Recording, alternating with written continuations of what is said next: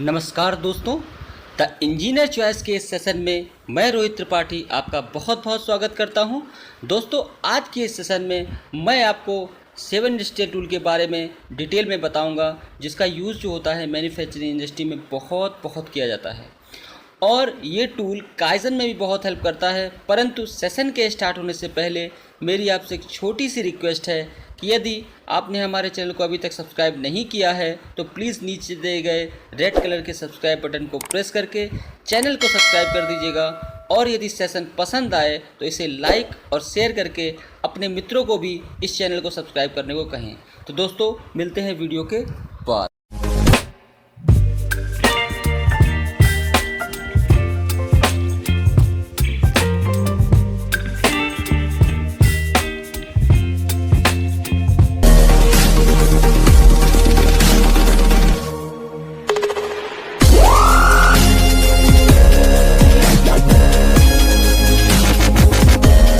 7 industrial tools के बारे में बताने से पहले आइए सबसे पहले कुछ इंपॉर्टेंट टर्म्स हैं उसे समझ लेते हैं।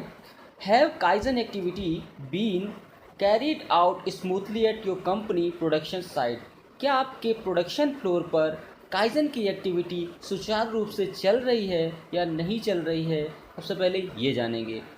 आपके प्रोडक्शन स्टाफ को काइजन की बेसिक समझ तो होती है, परंतु वो ये नहीं जानते कि काइजन एक्टिविटी को कहाँ और कैसे शुरू करें।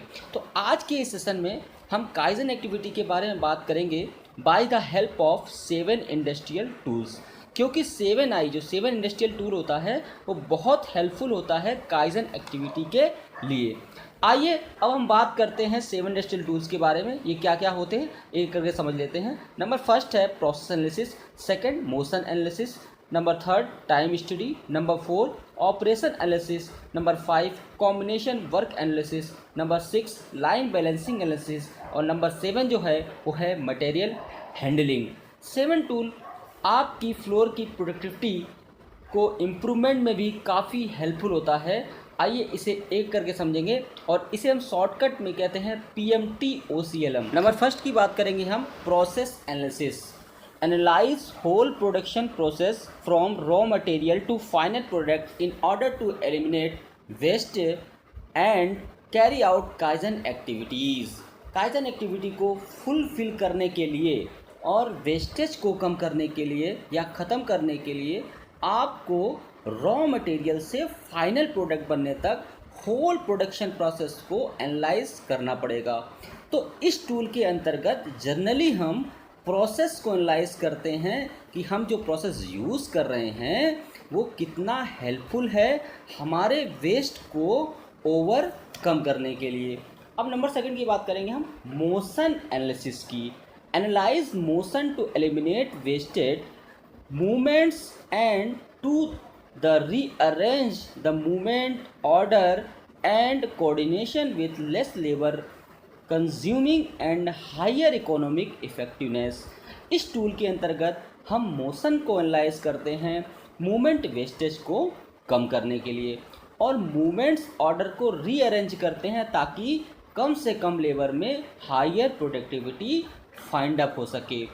मोशन वेस्टेज को कैसे कम करते हैं ये मैं अपनी प्रीवियस वीडियो में आपको बता चुका हूँ, जिसका लिंक मैंने अपने डिस्क्रिप्शन में दे दिया है, वहाँ पर आप जाकर देख सकते हैं। अब हम बात करेंगे थर्ड की टाइम स्टडी की। Analyse movements from work time perspective to eliminate wastage and improve productivity. मतलब वेस्टेज को ख़त्म करने के लिए और प्रोडक्टिविटी को इम्प्रूव करने के लिए टाइम स्टडी का ऑब्जर्वेशन बहुत हेल्पफुल है। दूसरे शब्दों में हम बात करें तो time study is a structured process of directly observing and measuring human work using a timing device to establish the time required for completion of the work by a qualified worker when working at a defined level of performance। मतलब time study एक structured process है जिसके through हम directly human work को observe कर सकते हैं timing device को यूज़ करके। इंडस्ट्री में जो हम timing device stop watch use करते हैं, जो टाइमिंग डिवाइस होता है उसे हम स्टॉप वॉच कहते हैं। और किसी भी काम को करने के लिए एक स्टैंडर्ड टाइम को डिफाइन कर सकते हैं कि पर्टिकुलर वर्क कंप्लीट करने का ये स्टैंडर्ड टाइम है जिसके अंतर्गत वो काम हो जाना चाहिए। इंडस्ट्री में जो टाइम स्टडी है वो बहुत हेल्पफुल होता है। अब नंबर 4 की बात करेंगे, ऑपरेशन एनालिसिस की।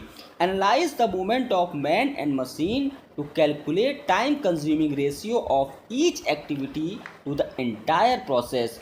इसके अंतर्गत आप पूरे प्रोसेस में हर एक एक्टिविटी का टाइम कंज्यूमिंग रेशियो कैलकुलेट करते हैं। करने के लिए आप मैन और मशीन दोनों के मूवमेंट को एनालाइज करेंगे। दूसरे शब्दों में बात करें to analyse the complete operation activity means आप हर एक चीज़ की एनालाइज करेंगे, एनालिसिस करेंगे जो ऑपरेशन के अंतर्गत आती हो, चाहे वो मशीन हो या मैन हो या अन्य कोई भी एक्टिविटी हो। अब हम बात करेंगे 5th टूल्स की, मतलब कॉम्बिनेशन वर्क एनालिसिस की। Analyse the time consuming relationship between combined movement between man and machine और among a men to rearrange the process with higher productivity। इस टूल्स के अंतर्गत हम एनालाइज करते हैं कि टाइम कंज्यूमिंग रिलेशनशिप का जो कंबाइंड मूवमेंट के बीच में जो होती है, चाहे वो मैन और मशीन के बीच में हो या कर्मचारियों के बीच में हो, और या फिर प्रोसेस को क्या करते हैं हम रीअरेंज करते हैं हायर प्रोडक्टिविटी के लिए। इसे सबसे पहले हम क्या करते हैं, हम वर्क एंड प्रोसेस की स्टडी करेंगे और फिर उसको रीडिज़ाइन करते हैं प्रोडक्शन को इंक्रीज करने के लिए। अब हम बात करेंगे 6 टूल की, लाइन ऑफ बैलेंसिंग की। ये बहुत ही इंपॉर्टेंट एंड इफेक्टिव टूल्स है प्रोडक्टिविटी को इंक्रीज करने के लिए, जिसके अंतर्गत हम अपनी लाइन को इस तरह डिज़ाइन करते हैं ताकि हमारे हर एक प्रोसेस को इक्वल टाइम स्पेंड हो और लाइन जो भी है वो बैलेंस कंडीशन में रहे। Design A harmonious production flow which could remove the difference of necessary time consuming between each stage। मतलब हमें एक प्रोडक्शन फ्लो डिज़ाइन करना पड़ेगा जो कि हर एक स्टेज के बीच जो टाइम कंज्यूम हो रहा है उसे कम कर सके और प्रत्येक प्रोसेस में सेम अमाउंट ऑफ टाइम ले।